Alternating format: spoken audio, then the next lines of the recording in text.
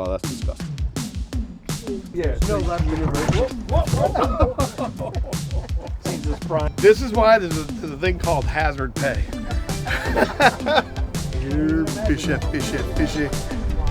Here, fishy, fishy, fishy.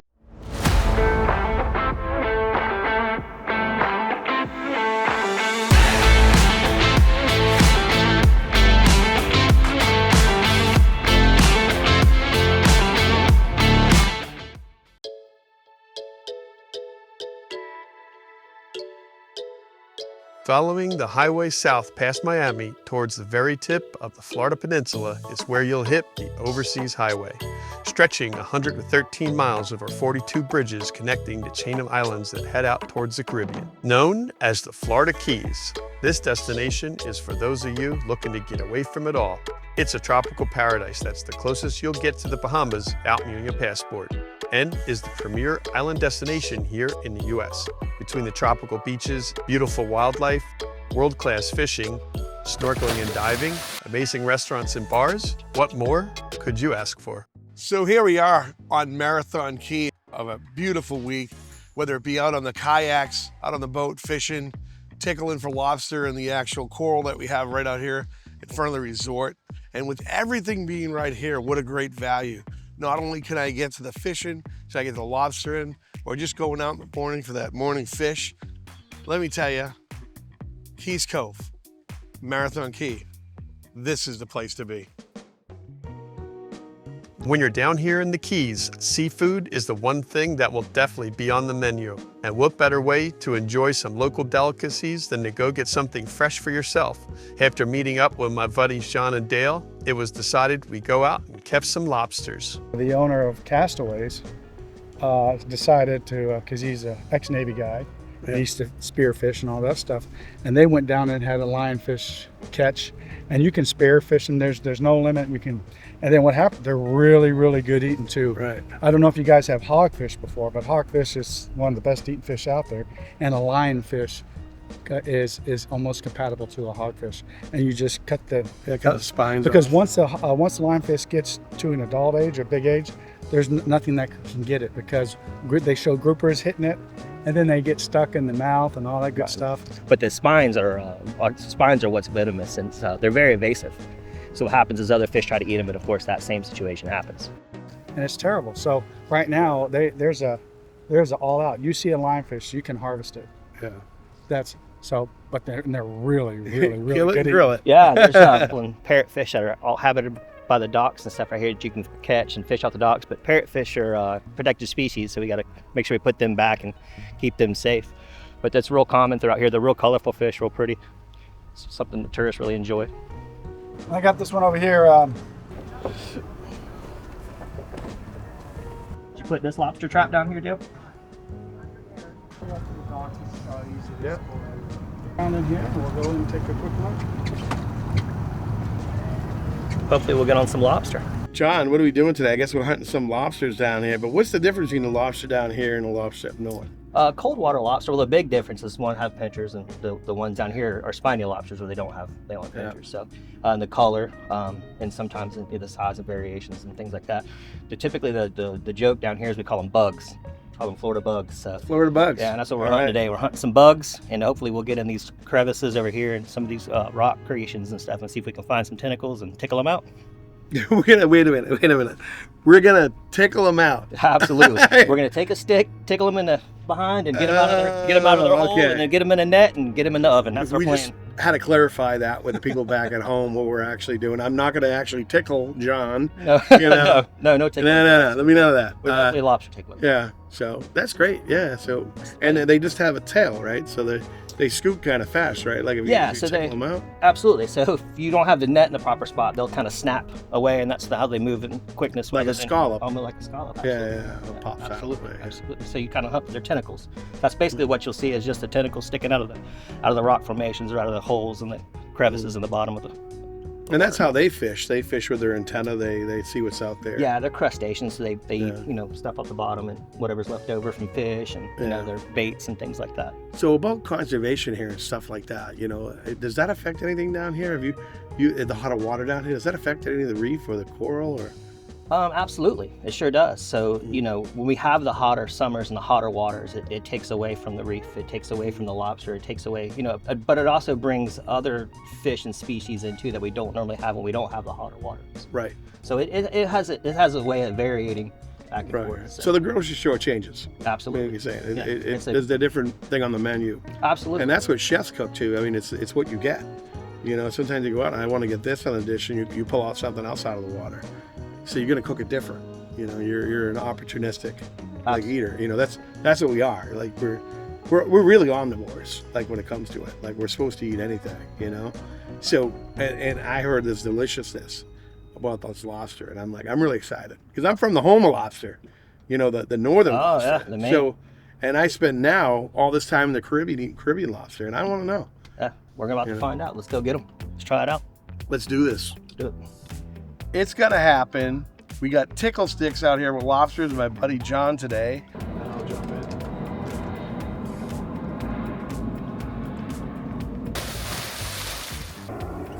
I mean, I was like,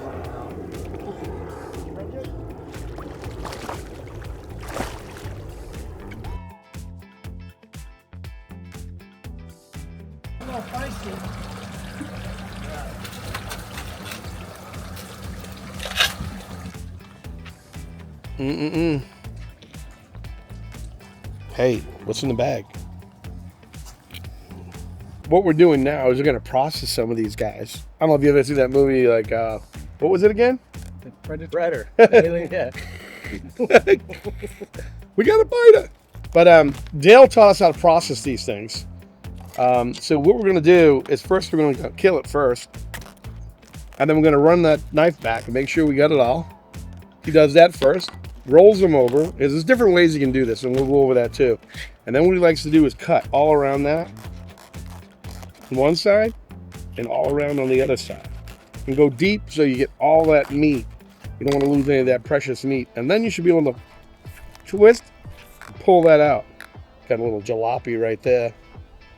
That's good. Yeah, take that out. And then what you're supposed to do is come through and try to like pull out like the They inside. call it Right? deveining. Deveining. Yep.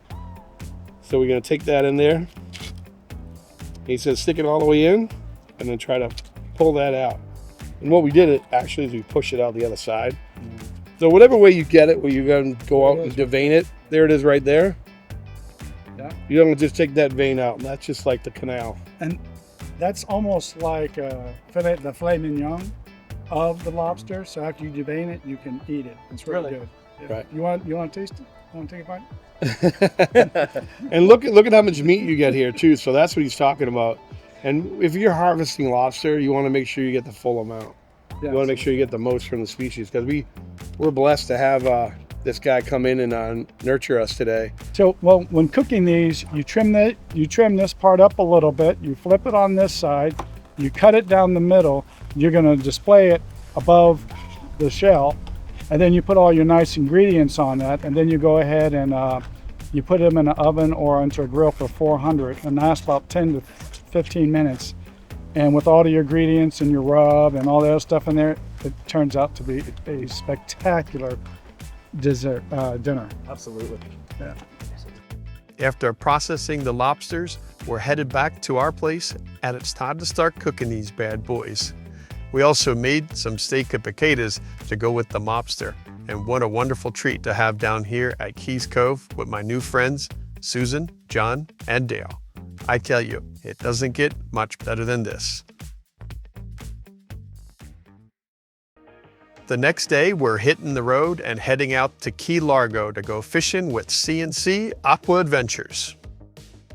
I've heard about a couple guys that run a business down here with some scuba, some snorkel, and maybe a little bit of fish. And the only way you can reach them out there is shell phone. We just turned that on. Yeah. I'm gonna ring this guy. I think his name is Carlos. Hey, Carlos. C&C Aqua Adventures, this is Carlos. Oh, see, I picked him up right on my shell phone, and I got good service down in the Keys. And you got a lot of salt in your veins because I can only reach you this way. What are we gonna do today, Carlos? Well, it's a little bit windy, so we're gonna go down to a place called Tarpon Basin, and we're gonna see if we can't fish for some sea trout, maybe some mangrove snapper, and maybe we'll hook into a little shark or two. Wow, that's amazing, you know? So you can find some stuff down here. It doesn't matter if there's a little bit of wind. We don't have a problem with that. We got our sea legs on, right? That's right. Awesome. So what should I bring when I come here? Like, Don't bring anything. We have everything for you. We have all the fishing gear, we have all the bait, we have everything you need to get out on the water. Just bring you and your crew. and I've heard you even offer some nice wicking shirts for out on the water. Absolutely. We have our logo branded shirts, and they're SPF 50, so it protects you from the sun while you're out on the water. They're fantastic. But you got to earn it though, right? You got to earn it. That's right. You got to earn it. I love it. I love it. Well, I couldn't be more excited. Carlos, I'm going to come down. I'm starting to lose you a little bit. I'm getting a little wind in my shell. All right? All right, I'll We're talk coming to you. down, man. We saw you. We're coming down. I see you soon. After meeting up with Carlos and Carlos, we grabbed all our gear and loaded it onto the boat. Then we stocked it up with some live bait and the rest of our supplies we needed for the day. Once we were all loaded up, it was time to head out through the mangroves to our fishing spot and see what we could catch. This straight. Which one is Carlos and which one is Carlos? So he's Carlos, and I'm Carlos. Easy to remember. Easy to remember. And we're both captains. Okay. So if you say captain or you say Carlos or you say Captain Carlos, somebody's going to answer you. Someone will answer. Someone will answer. There you go. And what's the story behind that? I mean, is there something else involved here? No, it's just coincidence that Carlos is my brother-in-law, married to my sister. They met in high school, and Wait a minute, your brother you met in high school and they had to find another Carlos? There wasn't enough Carlos around? and my father's name was Carlos, and his father's name was Carlos, and so it was. How do you keep that straight? Like when you do a wedding invitation, it's this your house, and there's three Carloses. Wedding invitation. What about dinner? Yeah. We're all sitting around the table and it's like, Carlos, get me this. Which one of us? There you go. Oh, hey, Carlos, we're coming out of the harbor right now. What's this all about? Like, what's this? Is this flora fauna? What do you call it? Well, this is a natural waterway. There is no fresh water. It's salt water. And we are surrounded by the mangrove tree. Very protected plant in this area. There are three varieties: red mangrove, black mangrove, and white mangrove. And they protect the shoreline from erosion, from storms. They filter the water, and they provide habitat for small fish and crustaceans. And it's a unique plant in that it can live and thrive in salt water. If you take a close look at that, you can see the roots are actually going into the water. Very protected. One of Carlos's neighbors has some growing next to his dock, and if he ever needs to trim them back, he needs to ask permission, and he probably won't get it. And what type of fish are we trying to get today in these mangroves?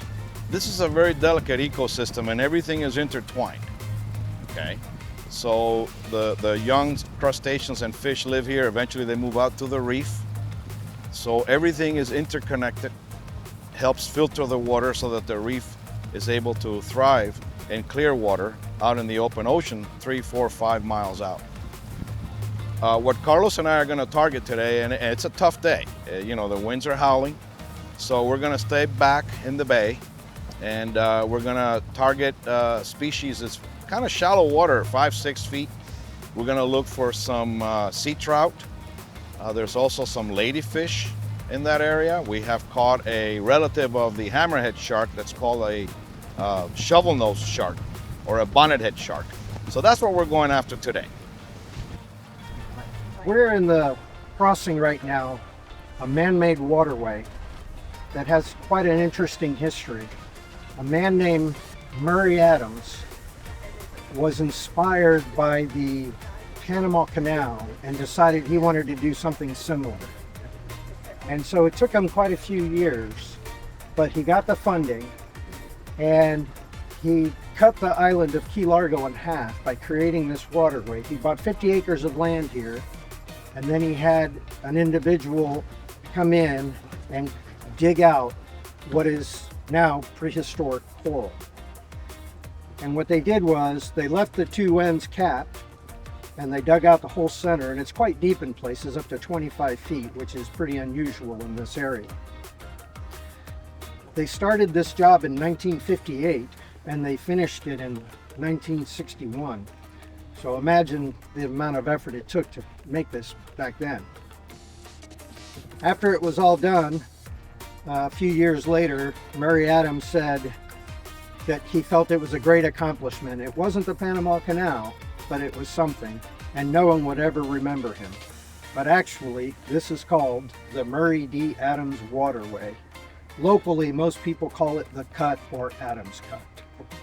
And that's the history of how Key Largo became two islands. After driving through the cut, we headed out to the fishing spot, dropped anchor to see what we could catch out here in the basin. Once we got to our spot, Carlos and Carlos helped us set up our gear and bait, and it was time to see what Lady Luck had in store for us today.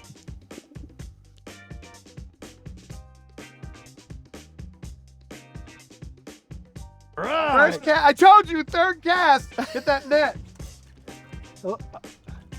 Third cast. I told you. Okay, that's a lady fish. Yeah. That is Carlos. Hello, lady. Put that up there live.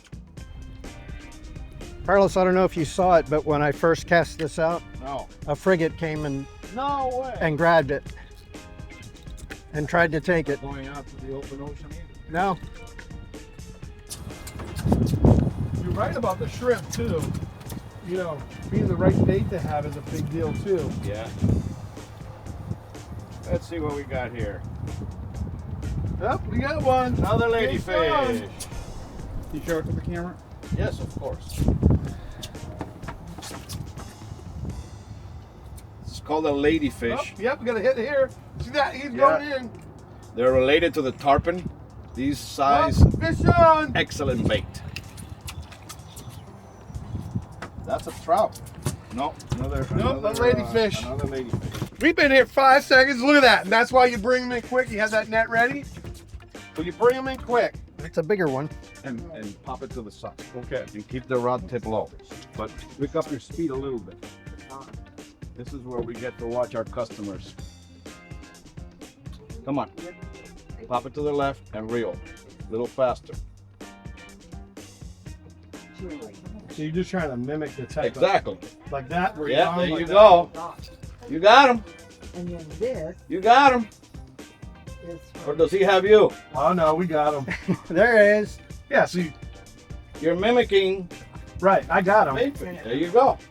All right, have fun. Fish on. That's about 20 more. So live bait, we're using you know lures now. Artificial. I mean, Let me grab those pliers. Careful. We also use cut bait. which it needs is a dentist. Oh, that's disgusting. Ooh, tasted a little fishy. favorite time. I can't even imagine that. Fishy, fishy. Here, fishy, fishy, fishy. Bigger one. I got one. And then I got one. One day, we're out with my cousins, and we were on the other boat, and I went up to the front, I cast a rod off the front, and I put the in a rod holder, and came back, sat in the back, and turned the chair and faced backwards. And my cousins are like, "You'll never know if you got a fish." I said, "I promise you, the moment I have a fish, I will know it." And they're like, "How?" And I said, "Trust me." Maybe an hour later, as we're sitting there talking, and of course I have my back to my rod, my cousin's back here. Your rod, you got a fish, you got a fish. And before I moved out of the chair, I said, "I told you, the moment I have a fish, I'd know it." So I got up, I casually walked around to the front, I start to reel, and I told Carlos, "I've got a shark." And he says, "Oh, a shark." And I keep reeling because of the way it was fighting. And instead, it turned out to be a 27-inch mutton snapper, big, which are phenomenal eating fish. But they fight a lot like nurse sharks, because nurse sharks will swim back and forth like this trying to get away, and that's what it was doing. So I assumed, as hard as it was tugging, that's what it was. And instead, I got a beautiful mutton snapper out of it. Boys. Oh yeah, jumping out. I think I got a bail issue. Fit the hook. Oh yeah. We'll get you another one. He spit the hook. We're using live shrimp for bait. And we have a popping cork on our line. So you want the shrimp to look as natural as possible, almost like if they're swimming. Because remember, the predator, the sea trout are lying on the grass looking up. Shrimp is floating by in a natural way. They're gonna go and jump on it, okay? So you don't wanna kill it. There's a little black spot top of his head. You don't wanna run the hook through that because you'll kill the shrimp. And an easy way of doing it is just putting the hook through the tail and bringing it back up. So now, see how that shrimp just naturally will kick his tail and his legs as he's swimming along. If you bunch it all up and stuff, it doesn't look natural. Sea trout doesn't know what that is. I mean, you're still gonna get a hit, probably, but this is a more presentable way of doing it. And then some of the fishing that Carlos and I do, we use chum. You know, we get a mesh bag, tie it off the back, put a block of frozen chum in there. But you also have to think about what you're doing. And in this setting that we're at right now, shallow water, we're going for hopefully sea trout. If you put chum bag out, you're gonna attract the predators, and that brings in the sharks and the barracudas. All right. We're gonna put a little bit of chum in the water and see if we can attract a few bigger fish. All that is ground up fish guts. And it is candy to all fish in the world.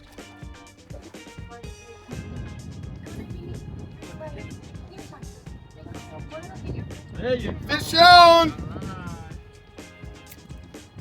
So Ryan, were you saying yesterday? Yeah. That's what I'm talking about. Just take me to the spot, get the right crew. You know what? Cut the check when it comes to Carlos and Carlos. Cut the check. Let me tell you, Carlos and Carlos took us out this morning. They knew exactly where to go. Man, it was fish on for like, I'd say a good 5 or 10 minutes, pull them all in and getting those little fish on that shrimp. Now they're trying to get the bigger fish, and then we're gonna go to Sundowners and have us some fish. How about that? So time and talent makes a difference, and you can't waste any time when you're on vacation time. Get the right people, pay for that right tour, and get the fish. Yeah, he's a bigger one. Come on, baby. Oh, I got him.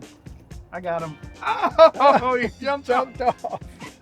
Carlos, he saw you. He's like, I'm getting a little scared right now. That's why he's using it. You done casting? I'm done casting. This is my brother-in-law. We've been fishing for damn near 50 years. And there's always a little bit of a competition. Always. But you know what? We have a great time. There's no left and right.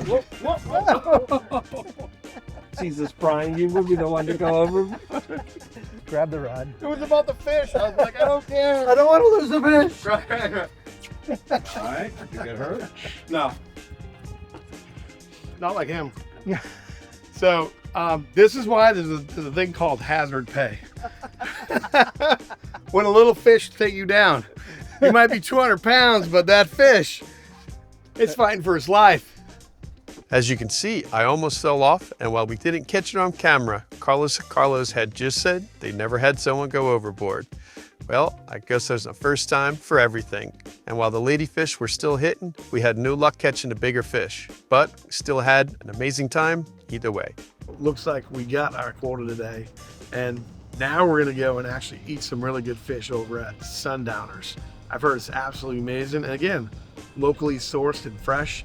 I can't wait to get after it, because that's what the game's all about. Hey, maybe if you're not hitting, go to the restaurant, you're gonna hit there. But a lot of fish on this morning. Yeah. After making our way back home, Carlos and Carlos took us to Sundowners, and what a local gem this restaurant was. The food was phenomenal, the drinks were refreshing, and of course, when you're down here in the Keys, you gotta have a little key lime pie. After we ate, I sat down with Chef Juan to see what inspired him to make this incredible menu. I gotta tell you, we came down and had some good, freshly sourced food. You did some magic back there. Let's talk Let's just talk about the poke bowl. Yes, sir. How did you come up with that? Because you changed the menu, right? Yeah, I changed the menu up a little bit. That idea came from my trip to Hawaii. That's kind of where I got the poke idea from, and the chip setup and everything. It's very traditional. Wontons. Yes, little raw tuna, tossed in little ponzu. Ponzu's made in house and everything. So, and so all the flavors just go well together. Let's talk about your. Why did you even get into cooking? I was bored at home, just cooking at home little by little, and I started seeing the Le Cordon Bleu commercials, and I said, let me go check it out. Whoa. What did you just say? Yeah, Le Cordon Bleu. So he went to Le Cordon Bleu, which is a great university for people that want to up their game, and he chose to come back here. That's amazing. Yeah, thank you. It's been a long journey.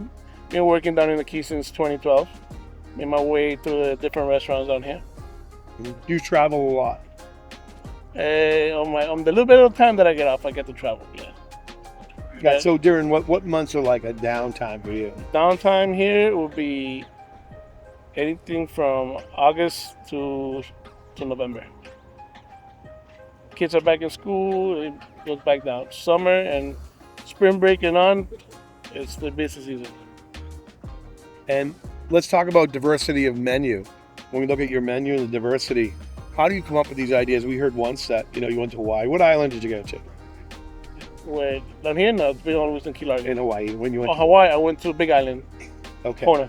Okay, Kona. Yeah. Which is unusual. It's the bigger island, not really the white sand beaches and the volcanoes, national park, all that stuff. And you've been to all these places, and still you come back here to Key Largo. Yes. You're a little bit further north, what I'm saying, for where you live, but you come here and choose to be here. And I think that speaks volumes for people that are well traveled. They still choose to come here, and that's just amazing. Yes, it's very diverse over here. You get people coming from all over the world down here just to visit us. We are a destination spot. And let's talk about real quick the fish dishes. Like you have a lot of fish, and you have importing stuff. Maine lobster. You made a clam chowder. Tell us about that. Like, how do you make your menu? How does that come about? Well, I have a different variety of fish. We carry hot fish, which is also very common down here in the Keys. Mahi is one of the top sellers. Yellowtail, we get fresh from the fisheries down here. So we get to choose from different fish, and I have different styles. We could come up with specials every 2 weeks, change them up, keep it different. And that's what makes a great restaurant too. Not only when you have a great menu, but you can calibrate along the way and throw in something different and do it seamlessly.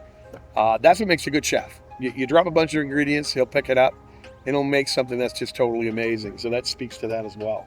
Yeah, so where are you from originally? I'm Colombian. Did we say it right? Colombian? Colombia. Colombia. Without the U, I know, not a U. There you go. So you came from there. You immigrated to the United States permanently? Yeah, permanently back in 94. 94. Did you come with a family, or is it just you? Yeah, I came with my family. Okay. Yeah, I was 11 years back then. 11 years old. El Niño. Yeah, young boy. Yeah. El Niño. It doesn't matter. Look, you got to still come down here. The temperatures are great.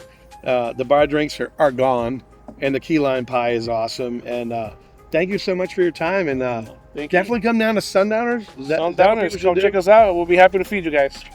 And let me tell you, he fed us. Right. Yeah, I won't be hungry for a week. Awesome. Awesome. Thank you so much. Thank you, brother. Great time.